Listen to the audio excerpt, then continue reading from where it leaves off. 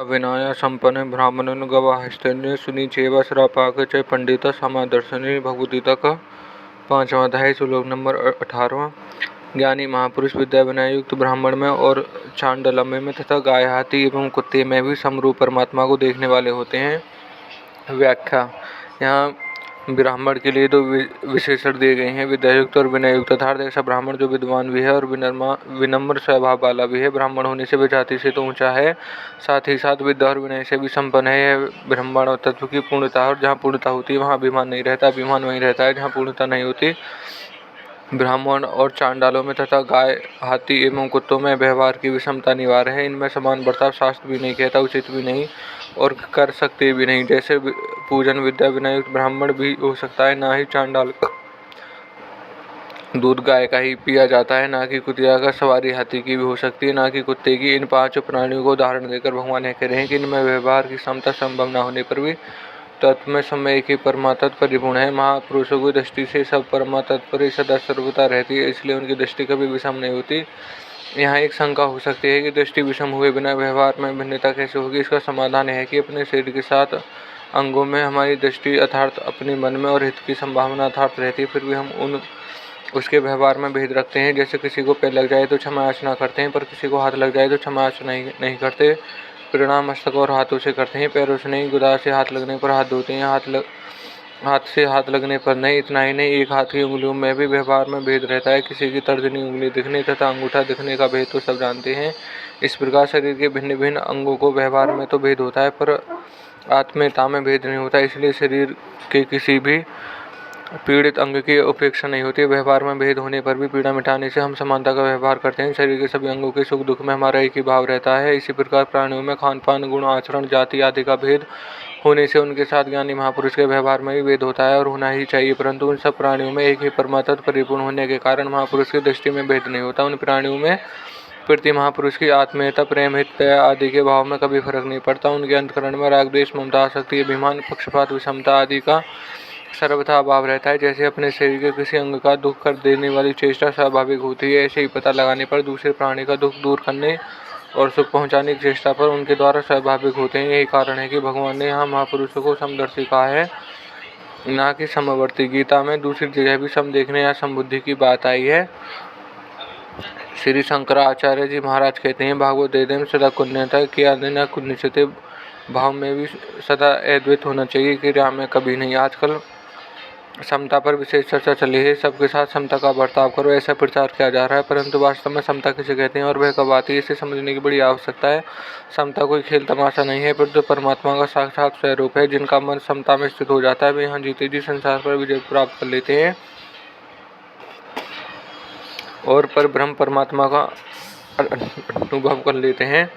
यह समता तब आती है जब दूसरों का दुख अपना दुख और दूसरों का सुख अपना सुख हो जाता है। गीता में भगवान कहते हैं कि हे अर्जुन, जो पुरुष अपने शरीर की तरह मेरे को सब जगह सम देखता है और सुख अथवा दुख को भी सब जगह सम देखता है, वह योगी परम श्रेष्ठ माना गया है। जैसे शरीर के किसी भी अंग में पीड़ा होने पर उसको दूर करने की लगन लग जाती है, ऐसे किसी प्राणी को दुख संताप आदि होने पर उसको दूर करने की लगन लग जाए तब समता आती है। संतों को लक्षण में भी आए हैं, जब तक अपने सुख की लालसा है तब तक चाहे कितना उद्योग कर लें समता नहीं आएगी, परंतु जब हृदय से यह लगन लग जाएगी कि दूसरों को सुख कैसे पहुँचे, उनको आराम कैसे हो, उनको लाभ कैसे हो, उनका कल्याण, तब समता स्वतः आ जाएगी। इसका आरंभ सर्वप्रथम अपने घर में करना चाहिए। हृदय में ऐसा भाव हो कि किसी को किन्नी मात्र भी दुख या कष्ट ना पहुँचे, किसी का कभी अनिष्ट ना हो, चाहे मैं कितना ही कष्ट पाऊँ, पर मेरे माता पिता, स्त्री, पुत्र, भाई, भौजाई आदि सुख होना चाहिए। घर वालों को सुख पहुँचाने से अपने हृदय में शांति आएगी ही। जहाँ अपने धर का संबंध नहीं है वहाँ सुख पहुँचाएंगे तो विशेष आनंद की लहरें आने लग जाएंगी, परंतु ममता पूर्वक सुख पहुँचाने से हमारी उन्नति नहीं होगी। जहाँ हमारी ममता ना हो वहाँ सुख पहुँचाए, अथवा जहाँ हम ममता पूर्वक सुख पहुँचाते हैं वहाँ से अपना ममता हटा लें, दोनों का परिणाम एक ही होगा। चित्रकूट में लक्ष्मण जी भगवान राम और सीता जी की सेवा कैसे करते हैं बताते हुए गोस्वामी तुलसीदास जी कहते हैं, अर्थात लक्ष्मण जी ने भगवान राम और सीता जी को वैसे ही सेवा करा है जैसे ज्ञानी मनुष्य अपने शरीर की सेवा करता है। अपने शरीर की सेवा करना उसे सुख पहुंचाना समझदारी नहीं है। अपने शरीर की सेवा तो पशु भी करते हैं। जैसे बंदर की अपने बच्चे पर इतनी ममता रहती है कि उसके मरने के बाद भी वह शरीर को पकड़े हुए चलती है, छोड़ती नहीं, परंतु जब कोई वस्तु खाने के लिए मिल जाए तो वह स्वयं तो खा लेती है पर बच्चे को नहीं खाने देती। बच्चा खाने की चेष्टा करता है तो उसे घुड़की मारती है। वह चीं-चीं करके भाग जाता है। तो ममता के रहते हुए समता का आना असंभव है, जिसमें हमें कुछ लेना नहीं, जिससे हमारा कोई स्वार्थ नहीं है। ऐसे व्यक्ति के साथ भी हम प्रेम पूर्वक अच्छा से अच्छा बर्ताव करें, जिससे उसका हित हो। तो कोई व्यक्ति मार्ग में भटक गया, उसे मार्ग का पता नहीं है और वह हमसे पूछता है, हम उसे बड़ी प्रसन्नता से मार्ग बताएंगे। अथवा कुछ दूर तक साथ चलें तो हृदय में प्रत्यक्ष सुख का, शांति का अनुभव होगा। परंतु यदि हम जानते हुए भी उसे मार्ग नहीं बताएंगे तो हमारे हृदय में सुख नहीं होगा। यह अनुभव की बात है। कोई करके देख ले, किसी को प्यास लगी है तो उसे बता दे, भाई इधर आओ, इधर ठंडा जल है। फिर अपना हृदय देखो, हमारे हृदय में प्रसन्नता आएगी, सुख आएगा। यह सुख हमारा कल्याण करने वाला है। दूसरों का दुख पहुंचाए पर मैं सुख ले लूं, यह सुख पतन करने वाला है। इसमें ना तो व्यवहार में हमारी उन्नति होगी, ना परमार्थ में। हम सत्संग का आयोजन करते हैं, उसमें आने वाले व्यक्तियों को बैठने की व्यवस्था करते हैं तो उसमें प्रेम पूर्वक कहेंगे, आइए यहाँ बैठिए, यहाँ बैठिए। जहाँ से ठीक तरह से सुन सकें, वे आराम से कैसे बैठ सकें, ठीक तरह से कैसे सुन सकें, ऐसा भाव रखकर उनसे बर्ताव करें। ऐसा करने से हमारे हृदय में प्रत्यक्ष शांति आएगी। पर वही हुक्म चलाएंगे तो क्या करते हैं, इधर बैठो, इधर तो नहीं। बात वहीं होने पर भी हृदय में शांति नहीं आएगी। भीतर में जो अभिमान है वह दूसरों को चुभेगा, बुरा लगेगा। ऐसा बर्ताव करें और चाहे कि समता आ जाए तो वह कभी आएगी नहीं। सबके हित में जिसकी प्रीति हो गई उन्हें भगवान प्राप्त हो जाते हैं। कारण है कि भगवान प्राणी मात्र के परम श्रद्धा हैं। वे प्राणी मात्र का पालन पोषण करने वाले हैं। आस्तिक से आस्तिक हो अथवा नास्तिक से नास्तिक, दोनों के लिए भगवान का विधान बराबर है। एक व्यक्ति बड़ा आस्तिक है, भगवान को बहुत मानता है और उन्हें पाने के लिए साधन भजन करता है, और एक व्यक्ति ऐसा नास्तिक है कि संसार से भगवान का खाता उठा देना चाहता है। भगवान को मानने से और भगवान के कारण ही दुनिया दुख पा रही है। भगवान नाम की कोई चीज़ है ही नहीं, ऐसा उसके हृदय में भाव है और ऐसा ही प्रचार करता है। ऐसे नास्तिक से नास्तिक व्यक्ति भी प्यास जल मिटाता है और यही जल आस्तिक से आस्तिक व्यक्ति भी प्यास मिटाता है। जल में यह भेद नहीं है कि वह आस्तिक की प्यास ठीक तरह से शांत करे और नास्तिक की प्यास शांत ना करे। वह समान रीति से सबकी प्यास मिटाता है। ऐसे ही सूर्य समान रीति से सबको प्रकाश देता है। हवा समान रीति से सबको सांस लेने देती है। पृथ्वी समान रीति से सबको रहने का स्थान देती है। इस प्रकार भगवान की रची हुई प्रत्येक वस्तु सबको समान रीति से मिलती है। समता का अर्थ यह नहीं है कि समान रीति से सबके साथ रोटी बेटी का बर्ताव करें। व्यवहार में समता तो मान पतन करने वाली चीज़ है। समान बर्ताव यमराज का मौत का नाम है, क्योंकि उनके बर्ताव में विषमता नहीं होती। चाहे महात्मा हो, चाहे गृहस्थ हो, चाहे साधु हो, चाहे पशु हो, चाहे देवता हो, मौत सबकी बराबर होती है। इसलिए यमराज को समवर्ती कहा गया है। तो जो समान बर्ताव करते हैं वे भी यमराज हैं। पशुओं में समान बर्ताव पाया जाता है। कुत्ता ब्राह्मण की रसोई में जाता है और पैर धोकर नहीं आता। ब्राह्मण की रसोई हो अथवा हरिजन की, वह तो जैसा है वैसा ही चला जाता है, क्योंकि यह उसकी क्षमता है। पर मनुष्य के लिए क्षमता नहीं है, प्रत्युत महान पशुता है। क्षमता तो यह है कि दूसरों का दुख कैसे मिटे, दूसरों को सुख कैसे हो, आराम कैसे हो, ऐसी क्षमता रखते हुए बर्ताव में पवित्रता निर्मलता रखनी चाहिए। बर्ताव में पवित्रता रखने से अंतकरण पवित्र नीलम होता है, परंतु बर्ताव में अपवित्रता रखने से, खान पान आदि करने से अंतकरण में अपवित्रता आती है, जिससे अशांति बढ़ती है। केवल बाहर का बर्ताव समान रखना शास्त्र और समाज की मर्यादा के विरुद्ध है। इसमें समाज में संघर्ष पैदा होता है। वर्णों में ब्राह्मण ऊंचे हैं और शूद्र नीचे हैं, ऐसा शास्त्रों का सिद्धांत नहीं है। ब्राह्मण उपदेश के द्वारा, क्षत्रिय रक्षक के द्वारा, वैश्य धन संपत्ति आवश्यक वस्तु द्वारा और शूद्र शरीर से परिश्रम करके सभी वर्णों का सेवा करे। इसका अर्थ यह नहीं है कि दूसरे को अपने कर्तव्य पालन में परिश्रम ना करे, प्रत्युत अपने कर्तव्य पालन में समान रीति से कभी परिश्रम ना करे। जिसके पास जिसकी प्रकार की शक्ति, विद्या, वस्तु, कला आदि है, उसके द्वारा चारों वर्णों की सेवा करें, उनके कार्यों में सहयोग बने, परंतु चारों वर्णों की सेवा करने में भेदभाव न रखें। आजकल वर्ण आश्रम मिटकर पार्टीबाजी हो रही है। आज वर्ण आश्रम में इतनी लड़ाई नहीं है जितनी लड़ाई पार्टीबाजी में हो रही है। यह प्रत्यक्ष बात है कि पहले लोग चारों वर्ण आश्रम में मर्यादा में चलते थे और सुख शांतिपूर्वक रहते थे।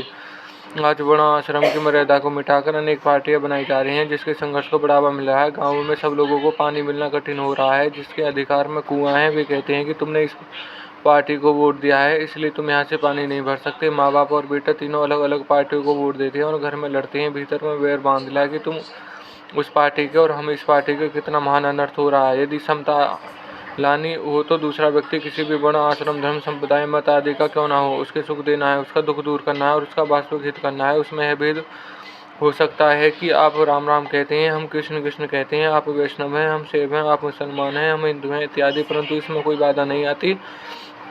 बाधा तब आती है तब यह भाव होता है कि हमारी पार्टी के नहीं है, इसलिए उनको चाहे दुख होता रहे पर हमें हमारी पार्टी वालों को सुख हो जाए। यह भाव महान पतन करने वाला है। इसलिए कभी किसी वर्ण आदि के मनुष्य को कष्ट ना तो उसके हित की चिंता समान रीति से होनी चाहिए और उसे उन्हें सुख हो तो उसको प्रसन्नता समान रीति से होनी चाहिए। जैसे ब्राह्मणों और हरिजनों में संघर्ष हुआ, उसमें हरिजनों की हार और ब्राह्मणों की जीत होने पर हमारे मन में प्रसन्नता हो, अथवा ब्राह्मण की हार और हरिजनों की जीत में होने पर हमारे मन में दुख हो, तो यह विषमता है जो बहुत हानिकारक है। ब्राह्मणों और हरिजनों दोनों के प्रति हमारे मन में हित की समान भावना होनी चाहिए।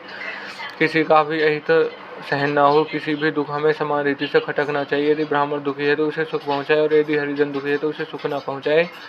ऐसा पक्षपात नहीं होना चाहिए, प्रत्युत हरिजनों को सुख पहुँचाने की विशेष चेष्टा होनी चाहिए। हरिजनों को सुख पहुँचाने की विशेष चेष्टा होनी चाहिए। हरिजनों को सुख पहुँचाने की चेष्टा करते हुए ब्राह्मण दुख की अपेक्षा नहीं होनी चाहिए। इस प्रकार किसी भी वर्ण, आश्रम, धर्म, संप्रदाय आदि को लेकर पक्षपात नहीं होना चाहिए। सभी के प्रति समान रीति से हित का बर्ताव होना चाहिए। यदि कोई निम्न वर्ग है और उसे हमें ऊंचा उठाने चाहते हैं तो उस वर्ग के लोगों को, भावों को आचरण करते हुए शुद्ध और श्रेष्ठ बनाना चाहिए। उसके पास वस्तु की कमी हो तो उसकी पूर्ति करनी चाहिए, उनकी सहायता करनी चाहिए, परंतु उन्हें उकास पाकर उनके हृदय में दूसरों के वर्ग के प्रति ईर्ष्या और द्वेष के भाव कर देना अत्यंत ही अहितकर घातक है तथा लोक में पतन करने वाला है। कारण है कि ईर्ष्या, द्वेष, अभिमान और आदि मनुष्य का महान पतन करने वाले हैं। यदि ऐसा भाव ब्राह्मणों में है तो उनका भी पतन होगा, और हरिजनों में भी तो उनका भी पतन होगा। उत्थान तो सद्भाव, सद्गुण, सदाचारों से ही होता है। भोजन, वस्त्र, मकान आदि निर्वाह की वस्तुओं की जिनके पास कमी है उन्हें ये वस्तु विशेषता से देनी चाहिए, चाहे वे किसी भी वर्ण, आश्रम, धर्म, संप्रदाय आदि की क्यों न हो। सबका जीवन यापन सुखपूर्वक होना चाहिए, सभी सुखी हों, सभी निरोग हों, सबका हित हो, कभी किसी को किन्हीं मात्र भी दुख न हो। ऐसा भाव रखते हुए यथा योग्य बर्ताव करना ही समता है, जो संपूर्ण मनुष्य के लिए हितकर है। परिशिष्ट भाव, ब्राह्मण, चांडाल, गाय, हाथी और कुत्ते ये सभी हरदम बदल रहे हैं और अभाव में जा रहे हैं, पर उनमें रहने वाला जो भाव रूप सत तत्व है वह कभी बदलता नहीं, परंतु नित्य निरंतर ज्यों का त्यों रहता है।